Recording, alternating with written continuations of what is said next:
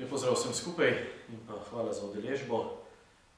Predstavljajte si najprej, da je namesto Marjana Šarca predsednik vlade Janez Janša, da je ministrica za delo namesto gospe Ksenije Klampfer Romana Tomc in pa da tale novinarska konferenca ne poteka v prostorih Slovenske demokratske stranke, ampak v prostorih Socialnih demokratov z istim namenom sklica.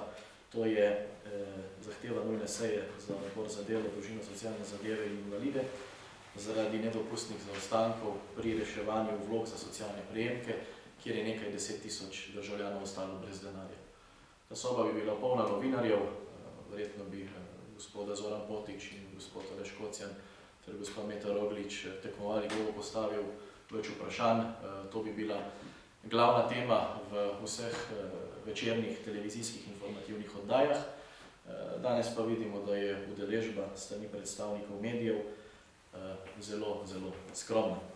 Skratka, da preidem k bistvu, zaradi tega, ker je ministrica za delo v prejšnjem mandatu Anja Kopač Mrak naredila pod prisilo, da bi ostala ministrica, kajti to je bil pogoj, da je SMC takrat glasoval proti njeni interpelaciji, je bil pogoj narediti neko reorganizacijo centrov za socialno delo, da jih skuša narediti bolj učinkovite. Tega se je lotila v zadnjem mandatu in kljub opozarjanjem je prišlo do tega, da sistem ne deluje, kar je večkrat izjavila tudi aktualna ministrica za delo, ministrica Ksenija Klampfer, z nekaj kritikami na račun svoje predhodnice.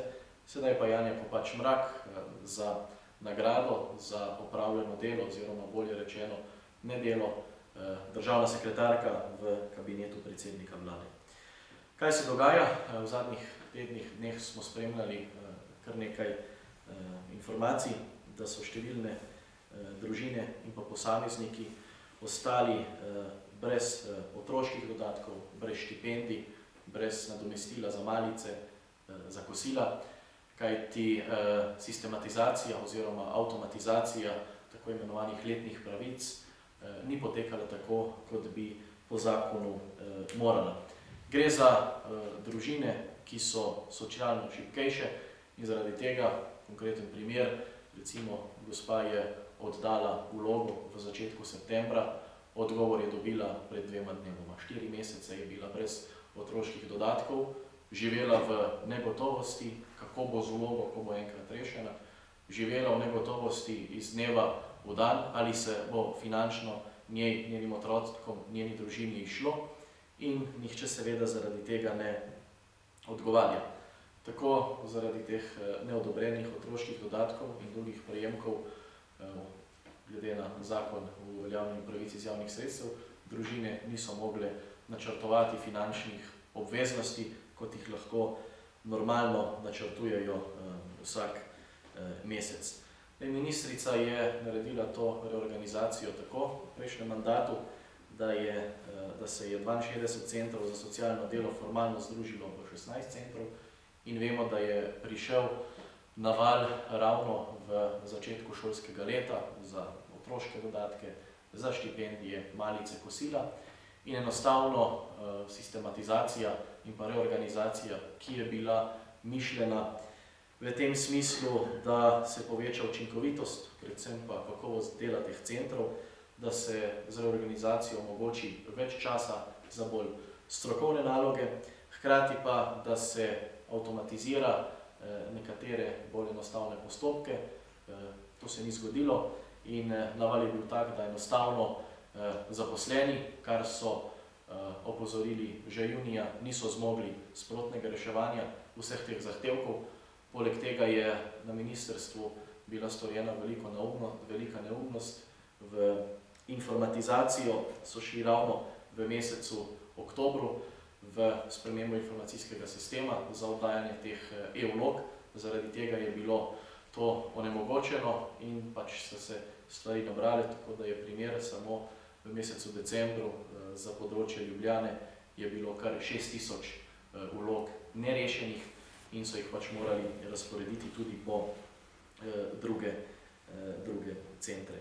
Skratka, masovni avtomatični izračun za letne pravice ne deluje, zaradi tega je tudi ministrica Ksenija Klampfer meseca novembra predlagala spremembo zakona, kjer je pač to šlo ven in seveda se zdaj to rešuje sproti. Imamo pa še vedno na tisoče državljank in državljanov, ki so zaradi Vlade Republike Slovenije, tako prejšnje kot tudi sedanje, ostali brez tistih pravic, ki jim iz proračuna Republike Slovenije pripadajo in katere so predvsem koalicijo pod vodstvom Marjana Šarca polna usta. V Slovenski demokratski stranki zato predlagamo nujno sejo Odbora za delo, družino in socialne zadeve in sicer predlagamo sklep, ki ga naj odbor na naš predlog upam, da tudi potrdi, in to je, da ministrica pripravi poročilo, kje se je zalomilo, koliko vlog je še nerešenih, kakšni so nadaljnji ukrepi, predvsem pa, kako bo postopala, da do tega ne bo prihajalo. Moram pa reči, da sem zelo razočaran, predvsem zaradi spremembe zakona, ki je bila storjena v mesecu novembru, to se pravi, da se umakne ta masovni avtomatični izračun za letne pravice.